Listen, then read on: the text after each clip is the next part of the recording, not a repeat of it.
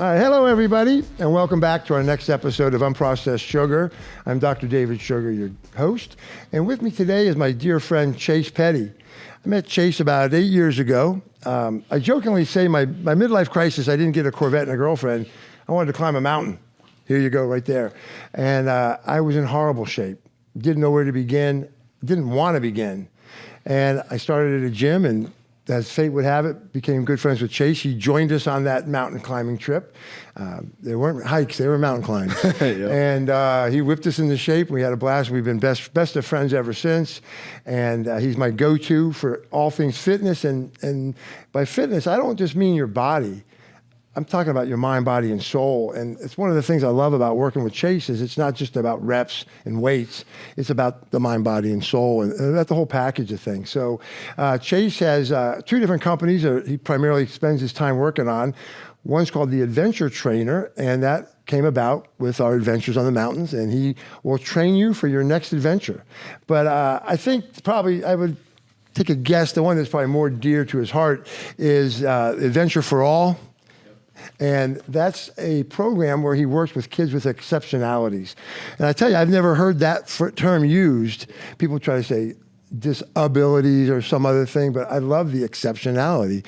So can you tell us a little bit about that program? Yeah, I'll give you a little update on that, and then we'll dive into kind of, the fitness, the nutrition, right. Like you said, the whole psychology of that. But just to bring up the exceptionalities, right? It's like it's going to be a lot of what we talk about today. Right. Everything's about how we receive information, how we process information, like the psychology of things. And right, you hear, all of us can think of words in our life, whether it was a negative connotation or a positive connotation that like drives us, right? Somebody's like, oh, you're a leader, right? And you heard that a lot in life. You probably grow up to be a leader because you've heard that a lot externally, and you start to believe in that identity of yourself. But kind if somebody's of a manifestation. Like, yeah, but if somebody's like, oh, you're drama or you're this, and they attach a word to your identity, it can also create a limiting belief system, right? So if you think about the word disability, it means technically by definition, not able.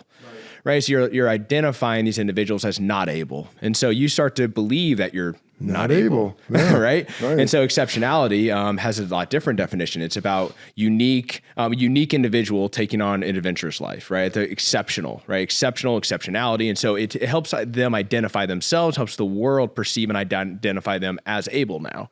That's and awesome. So, it's just starting with those micro things that help us reframe how we approach things in life and approach people. And I think that's a lot of when it comes to fitness is like when you're approaching it, there's so many scary things, but how do you reframe it in a way that allows you to go, okay, like I just got to take that first step. Right. And what does that look like? Well, let's talk about that first step. I remember hitting that point in life where getting out of bed in the morning hurt. So I'm supposed to go to the gym now on top of that. And it's intimidating. Yeah. And you go into the gym and everybody's in good shape and they're working out. And I remember you told me, look, you just got to start if it's something basic. So what would you say to that person like me? I'm in your gym and I don't even know where to start.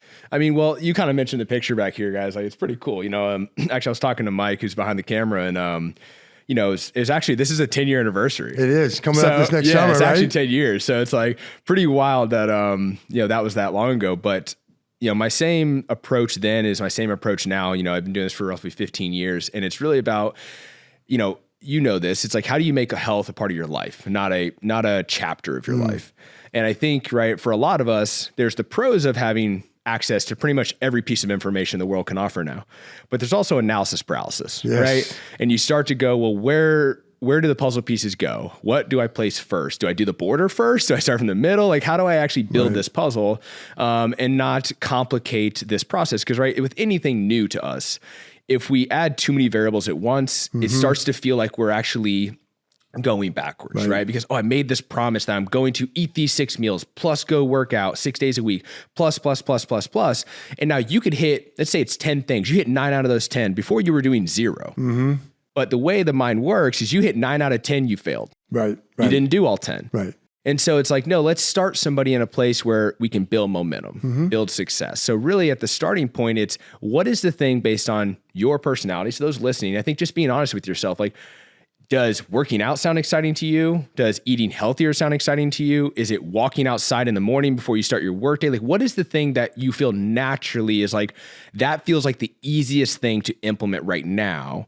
And do that just for a week or two. Okay. Because by doing that, like you're building momentum on feeling empowered, right? It's like, how do I empower this person to know that this is a journey, not a sprint? And I think it's starting there, like finding their habits, their lifestyle. And like a lot of my work, just like it was with you guys, is usually a lot of business leaders. Right. And so they're running a business, plus they're usually a father or a wife, and they have kids. So they're a husband as well. And it's like, so all these things, it's like they're balancing all of those. And now hence why you guys did the 5 a.m. class. Right. 5 You know, a.m. it's like, hey, I work 12-hour days, but I'm also going to do the 5 a.m. class before I do my 12-hour day. And You know what I call someone who works, when I work a 12-hour day, that's a slack day. Right? It's okay, exactly, right? And so and then which is not normal. Yes. And it's not healthy. Yes. And it's part of what I've gotten out of working with you, balance, you know. But at the time, like you found a lot of passion in your work. So for me to go, hey, you need to work less, you're going to go, F this guy. Right, that's not gonna I'm not work. working with this guy. Right. You need somebody to go, hey, I'm going to align with the things that bring you value, but you also want to add this. How can I fit this into your schedule that it is still aligning with the other things that give you purpose? Because if I take away the things that give you purpose to fulfill this, until you get purpose out of this, it's just going to feel like it's now another task. Yeah, exactly. It's a burden. Right. Yeah. Yep. Yeah. 5 a.m. Those were some good times. Yeah. I tell you what. And again, the power of 5 a.m. is, and really it's anything, guys. So I think when I'm first starting with people, it's like, show up. Yeah. Get in the habit of just showing up. And I know that's scary. Sometimes people are like, yeah, but I don't have a plan today. Even if you show up and you get there and you really don't know what to do, walk for 45 minutes on the treadmill. I think just a lot of our psyche is built on environment, like just getting in the habit of at this time, these days of the week, your body and mind are like, I'm used to being at this gym at 4 o'clock to 5:30 on these 4 days. And you'll see it over time around 3 or 3:30 you'll hit in the day and you'll start to actually trigger, I go to the gym soon. I go to the gym soon. Right. And so I think it's just, again, getting into the habit of showing up, and then you can amplify what that looks like once you're there. So show up. I'm hearing two main things. Show up. Yep. And start with reasonable expectations. Yeah, and I'm sure people have heard this, right? It's like, and there's a hint why you hear a lot of the same foundational elements of fitness, health, is right. It's like, oh, well, I've heard that before. Well, if you've heard it before, there's a reason. That's exactly why you should listen to it, because it's a foundational element to the journey, right? We wouldn't, all of us in these coaching aspects wouldn't be saying the same thing if it wasn't a foundational element. Right. And sure, right, you get into diet, it's like, hey guys, really, it just comes down to, if you're losing weight, the first thing is your calorie input lower than your calorie balance, right? You have calorie surplus, calorie balance, which is my weight will stay the same, calorie deficit. Are you eating less than you need to be eating to maintain weight? If you are, you will lose weight. And then let's build on that. What should you eat to stay under? Again, like, right, there's levels to this game, is what I call it, right? There's right, like you don't go and play the level 99 boss your first time picking up a controller, right? You're going to get destroyed. It's like, it's a game. You got to give yourself momentum and build up the skill sets and the tools to make it feel like it's just, you're adding one thing at a time. It's not, I got to go play level 99 today. Now, you've mentioned the word foundation a few times. So what would be some of your basic foundational concepts or philosophies with a fitness program? So my first question would be, what is that person's goal? Good question. Right? Is it to lose weight? Right. Is it to be able to play with your kids? Are you like a granddad or a grandmother? Is it to put on muscle? Is it to get more performancely fit? Is it to climb a mountain? Right. Right? Like, what is our why? And I think starting from the why, then we start to break down what that foundation should look like. I mean, I think for anybody just going, hey, all right, I just want to get into the habit of, again, showing up. What I usually give people is, I'll find one element of their diet. I'll say, give me your whole diet. Like, what does that kind of look like? And then I'll go, okay, based on that, just remove soda, right? Or you have 2 a day, only have 1. So give them an easy win in nutrition. I'm like, okay, now for fitness, I want you to set your running shoes by the door, and you're going to get up, you're going to put those on, you're going to walk for 1 hour in the morning. So it's like, okay, you don't even have to go anywhere. You don't have to get a gym membership. You don't have to, right? There's just, you don't have to change your shopping list, right? Like, I'm not going to, right? Because again, you make one change. Some coaches will think, well, I'm just asking them to do this. Like, no, you're asking them now to add in an extra grocery trip during the week. You're asking them to now find out where that new food is at the grocery store. Like, right, there are burdens in that process that we have to be realistic about. And so how can I remove the most is, well, I'm gonna have you just walk from your front door around your block and come home, right? You don't have to drive anywhere. Like, how can I remove as many barriers as possible? Right? And then they go, well, what if it's raining? Cool. Here's an at-home workout you can do in your living room, right? But But again, if you're like I'm the type of person, I need to be in a gym. Right. I like being around people working hard. Sure. Motivates me. Yeah, Some people are insecure about that. Yeah, So. right. I'm sorry. I'm hearing you say that, and it makes me think of a saying I will oftentimes say. How many excuses would you like to hear? Because I have a lot of them. Yeah. Right. And we all do. Right. Right. We all do. Right. So foundations, I'm hearing fitness, but I'm also hearing nutrition, equally important. Yeah. I think both are just, again, starting small again, right? Because I think I would say foundationally, it's always going to be nutrition in a sense. It's like, if we're talking like long-term illnesses or later in life illnesses, like heart troubles, cancer, things like that, to reduce the probability of those things, like obviously genetics and things play a role. Sure. But ultimately, like if you want to be active and feel like you have an empowered life later in your later years, like start now. And I know it's hard, right? We're very much the type of humans of like, I get it, be present, but also doing that now will also make you feel presently better. Correct. And I'm not saying don't ever have a glass of wine again. Right, Don't ever have a donut again. Like it's just don't make that the priority of your diet. Right. Then fitness is, I would say like lifting weights or resistance training, maybe it's like bands, is really important because building muscle density, and you'll see this as an OT, Dr. Sugar, is like, you see it a lot, like later in their life, throughout their younger years, they didn't build up a lot of muscle density. So again, like lifting weights or resistance training, and they take a fall. Right. And when they break their hip or they crack their hip, and now they have 6 to 8 weeks, which now, nowadays you can walk within 2 days. But let's just say it's something that they can't walk for 6 to 8 weeks. Because they don't have a lot of muscle density, like they lose a lot of muscle stability. And all of a sudden their knees, their hips, their back are hurting more. And then now they're even more weak. And now their probability of falling again is 40% higher or greater. Right. And then they fall again. And all of a sudden now they're just on this massive, quick downslope. And so it's like, if you have good muscle density and strength, you'll be able to recover from those types of injuries later in life a lot quicker, and build that muscle density back because it was there previously. Gotcha. To not have this downward slope. Now, you talk about resistance training. I think it's important for our viewers to understand. You're not talking about heavy weights, putting on big muscle bulk. So a basic definition of what's resistance training. I know what it is, but for our viewers, you're not talking about heavy weight and big muscle bulk. For sure. Yeah. Great question. Yeah. And it's good to have clarity on that. Is also, let me start with people are always like, I have a lot of people like, I just don't want to get really big. Look, these guys that are really big, let's even just take away the supplements or the things they're taking. Right. These guys, that's their living. They're training 4 or 5 hours a day, and they're eating 6,000 calories a day to recover fast enough to put on all that muscle. Like you got to make that a second job if you're trying to get big. Like you're not going to get, I always tell people, you're not going to get big, like unless you start to obsess over this in a way. And so, sorry, what was your question again? Well, it was basically that people know that you're not saying put on bulky muscle. Women or anybody in general may say, I don't want to get all bulky, so I don't want to do weights. But that's not the case. Resistance training can be low weight, just resistance. Yeah. Because your question about like what is resistance training? I mean, really, it's an element of force resistance. Right. Like if we're talking about using dumbbells, right? There's really only one force resistance, which is gravity. Right. So wherever that weight is in that movement, it's going to have more resistance at certain angles than a band will, because a band has constant tension throughout the stretching of that band. So resistance training is just a contraction of a muscle and lengthening a tissue. Right. So it's like if I'm using my bicep, for instance, right, I'm going to fully lengthen this tissue while still keeping tension in this tissue, and then contract through this tissue and fully shorten that tissue. And I'm just training this muscle to literally break down. And then I'm going to fuel it correctly and let it recover. And it's going to, through that recovery, it'll build more dense tissue.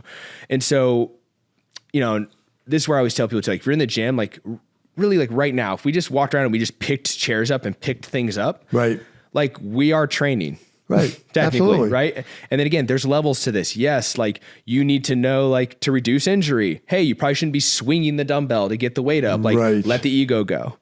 Right. Time under tension is really the best thing I think people could, if somebody listening to this is like, hey, I just want to understand like one good concept to take into the gym for resistance training, I would say it's called TUT training, TUT, time under tension. It's just, how do you make something really difficult with a very light amount of weight? And really it's 1, 2, 3, 4, 1, 2, 3, 4, right? Compared to 1. Right. And that can be with 5 pounds. For sure. 30 pounds. Absolutely. So I'm sure you're familiar with the blue zones in the world that they've identified where these people live longer than most everybody else. And one of the big common denominators is they labor. And I don't mean labor in a iron foundry, but they maintain a garden. they do work around the house. So they're squatting down to pick some weeds. That's range of motion. That's body weight strengthening. There's your resistance for your lower extremities. Of course, the others, their diet, but the main, what I consider the four main factors for health and well-being and longevity, your diet, exercise, sleep, and nutrition. And they're coming to find that the exercise, the resistance, is the most important of everything as far as its ability to ward off falls, balance problems, because that then becomes the downward spiral. So that's great stuff. Good yeah, deal. I mean, like, because if people listening, this is where like even fitness conversations can always be, sure, beneficial, but frustrating for a listener. There's a lot of times like, man, I just feel like we just talked in circles. Like, what do I take from this? Like, what is something I can implement right away? And I guess like you kind of mentioned some four main factors there is, because I can go through and say, yeah, nutrition's important, fitness is important, recovery, which is like different recovery sequences. Sleep is unbelievably important when it comes to immune system, nervous system health. The best nootropic there is. Yes, sleep. For sure. Because again, like if you want to feel motivated to do something, like you better be getting sleep or you're going to wake up depressed. Like, and there's levels of a spectrum as far as depression goes, but we all experience it of whatever spectrum that is. But it's like, if you're feeling that type of mood, you're not probably going to want to show up. Mm-hmm. Right. And so, but part of flipping that switch and enhancing that self-motivation is, again, like I tell people the best investment you can make is in yourself. And so I will tell people like, hey, you're not going to probably hire the best nutrition coach or the best fitness coach or the best, whatever, the first time, but you should probably hire somebody, even if it's for 2 training sessions, because that $200 is at least going to give you some foundational understanding and guidance on how you can show up the next 4 months. And then, hey, you feel like you're hitting a wall, do another 2 sessions. Like, there's this study out there that people will spend roughly 6 to 7x more on their dog in a year, dog's health, than their own. I believe it. Yeah, absolutely, I believe it. Right? We want to take care, but instead of ourselves. And so I think just like reframing that too, when you're going into your health journey, like how important is yourself? Mm-hmm. Is your health truly important? Is your happiness? Is how you're going to be able to play with your kids? Is it how you're going to lead in your business? Like, are all these things important? Because I can promise you, you look at every business leader, most of them have some aspect of movement or fitness in their life to help them regulate, whether they use it as like a meditative, to kind of like have their own time. Is it to just process? Is it to challenge themselves in a more controlled manner where I want to do something each day where I'm controlling the challenge? It's not just life throwing things at me. Whatever it may be, like it does help you build like a mental clarity and like a momentum and an understanding of like, hey, I am worthy of doing hard things. Gotcha. Kind of a pivot to a little bit of a different topic. I'm a gadget guy. I got a fitness watch. I've just started wearing this Apollo Neuro. And so are there any fitness gadgets that might be trending lately that would actually be helpful and wouldn't be a work to use? Yeah. I mean, there's accountability devices, right? That's kind of what I call them. That's a great way to put it, because that's what I need. I need accountability. Yeah. And so it's like, again, goes back to, do you need accountability to rest because you don't rest enough? Do you need accountability, which is like Whoop, right? Their priority is recovery. How much are you recovered today based on your stress levels, based on your fitness exertion, based on your caloric intake, based on how you slept? How did you recover and how much stress did you put on your body today? And then you have Garmin's, you have the Apple Watches. They're like, they're poking you on, hey, you're at 7,000 steps. Your goal was 10, go get 3,000 more steps in. So again, based on your personality, if you're somebody just starting your journey and you're like, oh man, like I really just like, I need something to remind me to do the thing. Yeah, maybe you need like a Garmin, an Apple. You need something to motivate you to hit the goal. But just give yourself a little grace. That I always apply the 80-20 rule. If 80% of the time you're hitting your goal, that's a win. Right. Like you got to give yourself a little grace. Exactly. And the 80-20 rule applies to a lot of things, as you know. Be kind to yourself. Yeah. Yeah, I'm my worst critic. We all are. Critic, no doubt about it. And I like that. So there's no one product out there that stands out above the rest. They're all pretty.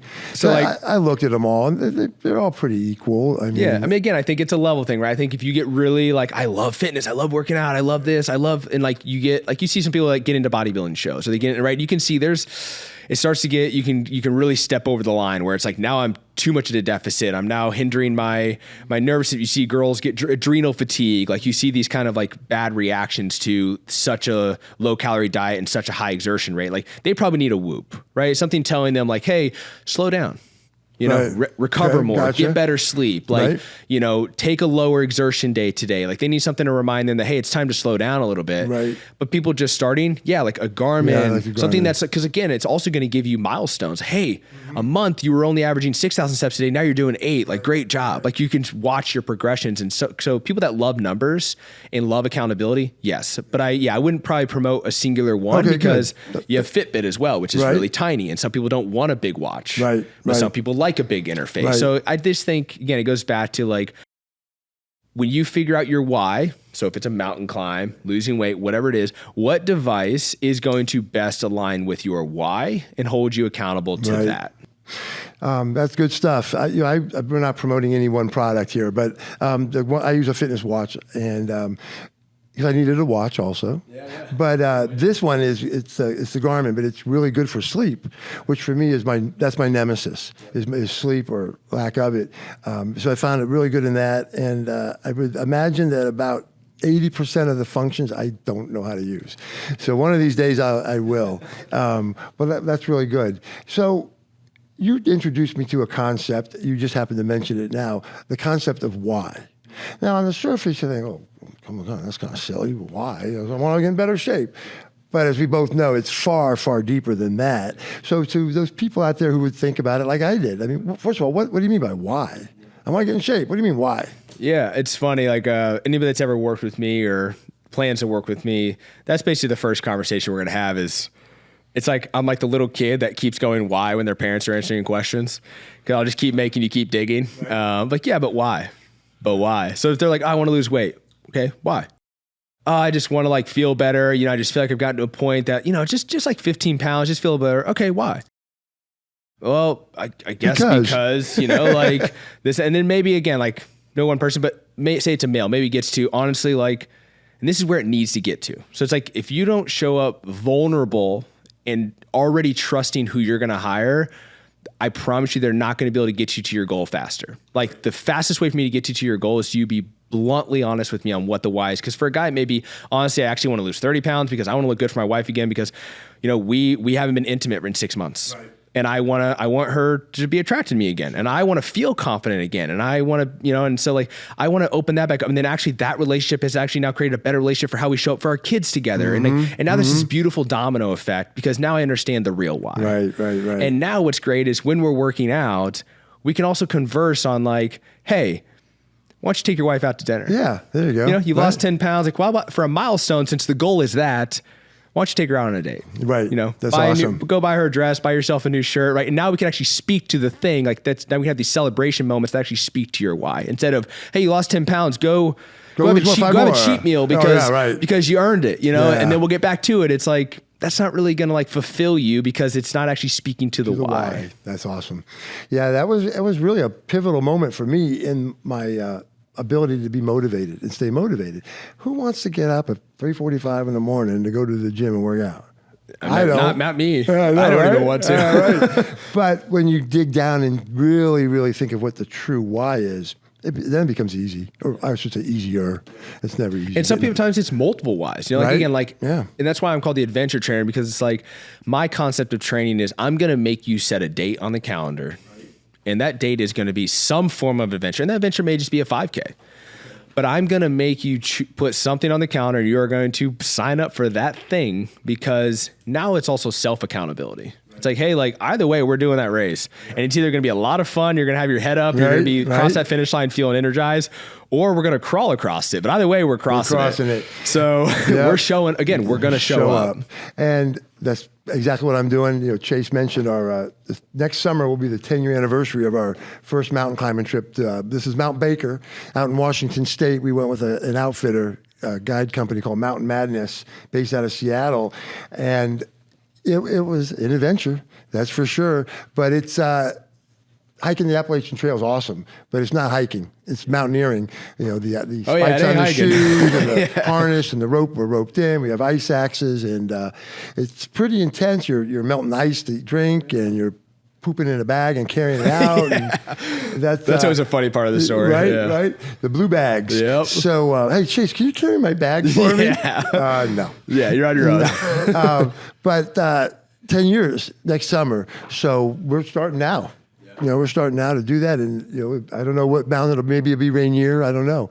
We'll have to wait and see. But the point is start. Yes. And like me as a coach, like a lot of my clients are you or a Mike or a lot of executives, business owners. And so it's like my approach specifically with those people. So if you're a business owner watching this is like, I'm actually going to have to make you slow down. Yeah. Because again, like you're an all-in mentality, which is great. Like emotionally, that's a great thing. Physically, that's how you get injured. That's how you have big setbacks. That's how right? It's like, because you have a big go-getter and 30 days in, you hurt your shoulder, right? And you're like, well, now I can't do anything for 3 or 4 weeks. And now you got to redo that motivation and go, all right, now I'm ready again. But now you're like, well, what if I hurt myself again, right? And then you have all these, and then you're like, I'm just not going to start, right? It's like when somebody gets that self-motivation to go, my job is longevity. Right. How can, again, if the goal is a mountain climb in a year, 10 months from now, dude, that's a long time. We got a lot of time. It's like, hey, guess what? Walk an incline for 10 minutes a day because in 4 months, which is still 6 months out, we'll be able to walk for 2 hours uphill, right? It's like, but we just don't think that way. We're I know I'm gonna have to walk. Yeah, I'm gonna have to walk uphill for 3 days, so I'm gonna walk uphill for 6 hours to start. Right. It's like, whoa. It's a lot of up and downs at the celery fields. Oh yeah. Right? Man. Oh yeah. So you were talking about don't just jump 6 hours first day. Yeah. We call this, it's a stepper, and we call it the beast. And when we started 9 years ago, I think we could last like a minute or two on zero resistance. And within a couple months, we're doing max resistance for an hour. And then getting on the treadmill at 40 degrees you got a pack on for your an back. hour with 60 pounds on our back. So for me, it usually takes about 3 weeks of consistency before I'm not hurting every day. I'm not feeling like crud, and I'm actually starting to enjoy it. And that's when it becomes self-motivating. For sure. And I think it's like, again, it goes back to the mindset of like, anything worth achieving in life is going to be a roller coaster. Mm-hmm. Nothing's a straight line ever in life. And so it's like, hey, you may get past that 3 weeks, Dave, and you're feeling great. And then all of a sudden, 2 months out, you feel like you're getting plantar fasciitis. Right, and it's like, hey, cool, time out. Let's recover for a week. Right. And it's like, but these things will happen. It's like, hey, that's a part of the journey. Right. But it's like, I would rather work through progressions of fitness than work through the regressions of health. Yes. Right. It's like a lot of time that's like, usually like I would much rather be self-motivated to get ahead of it than, hey, your now knees hurt, you have a bad lung capacity, you're at high risk of falling, and now that's your motivation to get fit, right? It's like, it's not a fun place to approach it from. Not at all, right? Okay, good. Very good. Let's talk about some myths in fitness and maybe bust some myths. I guess one of the first biggest ones is the old no pain, no gain, and which of course isn't necessarily true. Can you expand on that a little bit? Yeah, I love this because I think like I would assume the guy that originally said that I probably had an element of like holistic understanding of no pain, no gain, right? Because you're right. If it's like, hey, I'm doing a bench press, which by the way, I don't really do barbell anymore. I think it's a high risk injury movement. But let's just say I'm doing that movement. And my shoulders like on the first reps, like, it doesn't feel that good. And I still have 9 more reps, just rack the weight. Like, sure, somebody over at the other side may go like, yeah, I knew that guy wasn't going to do that in his head, or you're projecting that you think they're thinking that. And so you do the 9 more reps because your ego is telling you that you're being judged if you don't. It's like, you got to let that go. Because yeah, it's like, if there's pain in the shoulder, I promise you're not going to gain muscle by pushing through pain in your shoulder, right? Correct. That's not going to help. But if you're on a 5K, right, and we've been training for 4 months and we're 4 miles in, and emotionally, your mind and that little voice in your head is saying, quit, slow down, this is too hard. That's an emotional or mental pain. And it's like, that you should push through. Because we're teaching our inner voice. And by the way, which is like an object, it's not you judging yourself. Like you said, we're our own worst critics. Is that thing is going to critique the heck out of you when you're in a suffering position, right? That voice gets loud, real loud. And it's like, you can't do this. This is too hard. Just slow down. Why are you doing this? Just quit. And you're like, yeah. And you start to consider, well, maybe I will, maybe I should. But those ones, yeah, you need to push through because you will gain mental toughness, resilience, perseverance, self-motivation, self-belief. Like when you cross that finish line, you're like, dang, I pushed through that. So I think when it comes to emotional and mental pain, yes, you should push through. Like you are going to get a lot of gain out of that. Physical pain, again, I would say either slow down or stop. Right. Yeah. Right. Like you're not going to gain from physical pain. Exactly. And, as my work as an orthopedic surgeon, I tell patients almost every day, I pain, imagine. no pain, no gain does not apply. I that came out of the 70s with the Arnold Schwarzenegger and Lou Ferrigno, the muscle guys. And they were talking about that burn you feel in the muscle. That's the only time that ever applied. It does not apply to joint pain, tendon pain, any of that does not apply. I agree. You stop. Yep. Because Arnold would say, even in his like documentary, he would say, I started counting my reps when it started to burn. So if it was 4 sets of 10, I started counting the first rep when it first started burning. Oh my gosh. I've never heard that. Yeah. So he would always say, so again, he was saying that's when the gains happened, is when you started feeling the burns. You are correct. Right. There is which again, you'll understand that difference. Because you'll have people like, oh, I have back pain. It's like, is it your QL? Like your quadratus lumborum is just sore from picking up the weight, or is it actually your spine? And you'll start to, as you get more in tune with your body and you have more mind to muscle connection, you'll start to understand, oh, this is muscle soreness, or this is joint pain, or this is, right? And you'll start to identify when to slow down and when to push through. Gotcha. And I really like the part you said about the emotional, mental pain. That's absolutely what we have to push through. And that carries over to all areas of our life, because you're not just dealing with emotional and mental pain in the gym.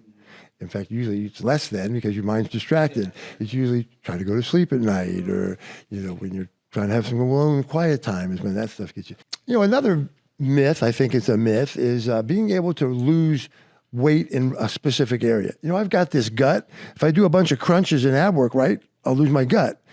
That's not really true, is it? Yeah, no, it's I think you have spot enhancement, right? When you're putting on muscle. Sure. You put more volume, more time under tension. You really focus on frequency of that tissue. Sure, you're going to build up that muscle. I can get my glutes back? It's that. You can get your nice butt back. Yeah, absolutely, Dr. Sugar. I knew you were looking. I knew it.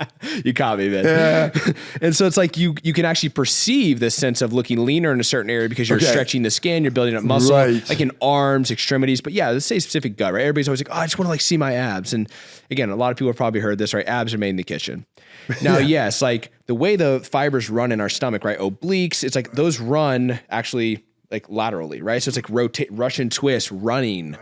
That's why those like hip rotation with shoulder rotation does help slim your waist, right? You see runners have tiny waists. It's not just genetics. It's because their body has adapted to this rotation because that's the bulk of their training to pull their waist in. So sure, but at the end of the day, it's cardio. It's calorie burning, right? It's not certain exercises don't spot reduce fat in certain areas, right? It's back to calorie deficit and then calorie out, burn. So what are you putting out? Like what energy output are you doing and how much calories are you putting in? And the hard part with that, guys, I just don't want somebody to take this from this, cool, I just got to be at a deficit and burn more calories, right? And this is where, again, fitness can be like, oh my gosh, this is so complicated, is you don't eat enough, which a lot of people do this. They go, cool, I'm just going to have egg whites and 2 salads a day. It's like, cool. So that's now 700 calories only you're having, but now you're also working out an hour and a half to 2 hours, which means you're burning close to 500 to 1,000. You're having negative calories.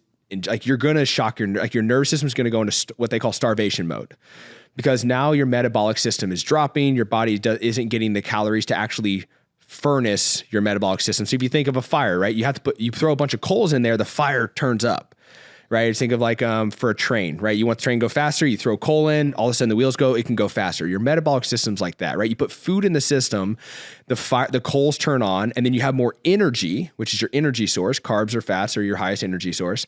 And proteins are mainly for, putting on muscle or retaining muscle. So if you're doing an energy source like carbs or fats, you want to go do something active. Right. So you want to try, I do want to leave people with that's a good thing to probably start working with if you're talking about nutrition, is try to time your carbs and fats, which are mainly your energy sources, around your workout for the day. Because your body's now going to turn that furnace up. The energy is going to be high and it's going to use those calories for your body to go faster, aka the train to go faster. And then you'll continue to burn them for a longer period of time post-workout. It can, yeah. It can? Okay, so that is Depending on the style of training, yeah. If it's like HIIT training where you're getting your heart rate super high and you're doing spikes, yeah, you have this longer caloric burn through the day. If you're doing more zone 2 training, the caloric burn's more just during that time period. It doesn't really build on through the day.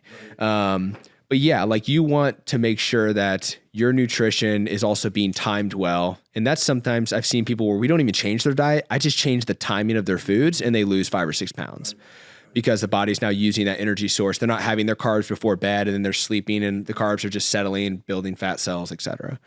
You're out in Colorado now. Yeah. And I'm here in Florida. Yeah. How are we going to work together? Yeah. So a lot of my training, like I said, it's like I work with at max 20 people a year. Okay.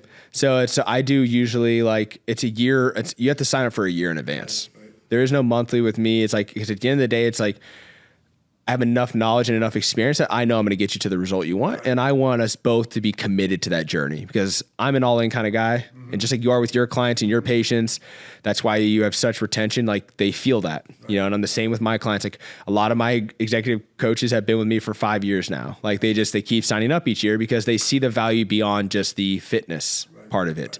And they love the ability to go, hey, I now have to travel for a month. Can you adapt so I can stay on track? Yep. And so to work with me, it's like you can just email me at livin, Livin, at chasepetty.com. It's just kind of an email that you can reach out to. On Instagram, it's at The Adventure Trainer. You can DM me on there and reach out. But ultimately, I would send you a questionnaire, and basically we would go through kind of a qualifying process to see if you are serious enough about taking on this journey. That's particularly with me though. You know, there's a bunch of coaches, whether it's at a gym, whatever, that'll just do training with you, get you some basic knowledge. And guys, leverage AI nowadays. Like I'm not afraid to talk about it. Like I'm not like, at the end of the day, it's like, if you want to go, hey, I want to eat healthier, literally put in, I eat this right now. I have no fitness. I'm not moving at all. Blah, blah, blah, blah, blah. Can you actually add up estimated calories? And can you give me an idea of how, as a beginner, what I should do? And you'll get exactly what you want. Like a real good coach shouldn't be pushing you from AI. Like I want to give you as many tools as possible because really as a coach, my job is to elevate your mind and elevate, like, again, the soul part of you. Like I want you to have self-belief. I want you to feel like a great leader. And I want to just empower you as a human.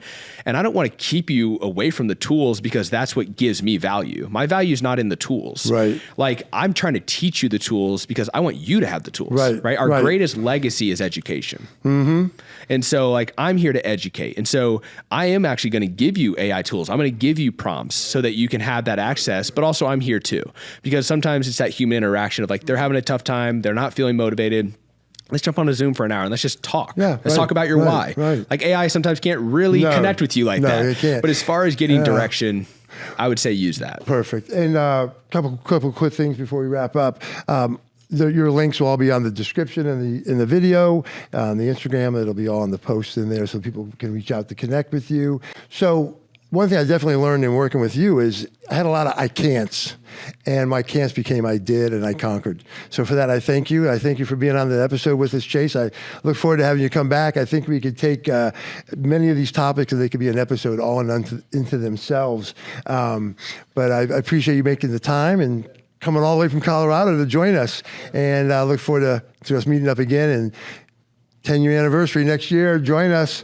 Talk about accountability. We just threw it out there. So Mike, our recording engineer, will be there too. And that's Dr. Ewan Van, the gentleman in the blue shirt, who's my good buddy from residency. He's an orthopedic, works as an orthopedic surgeon as well. Well, and like, last thing I want to say to everybody is like, because you just said it, right? We could dive into a million of these topics and then be their own episode. So Absolutely. Guys, like, right, this was meant to be a very broad, high-level conversation around fitness, around mindset, around nutrition. So, like, the best way for Dr. Sugar to serve you guys on this podcast is for you to comment what you want to know more about. Absolutely. So, Thank you for saying that. Yeah, we've talked about me coming back on. So, like, is it more about nutrition? Is it specific about fitness? Is it around setting an adventurous goal? Like, what are the elements of a fitness journey, a health journey, a nutrition journey, a mindset journey?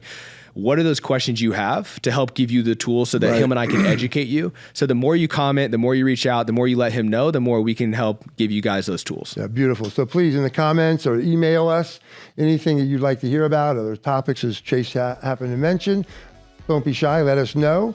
And please, as they always say, like, subscribe, and share. Help us spread the word. To come along on the journey that is our journey. This isn't just my journey. I'd like you to join us, and I welcome you to join us for our next episode of UnProcessed Sugar, where we dive into all things true, real, and raw, but most importantly, unprocessed. Thank you very much.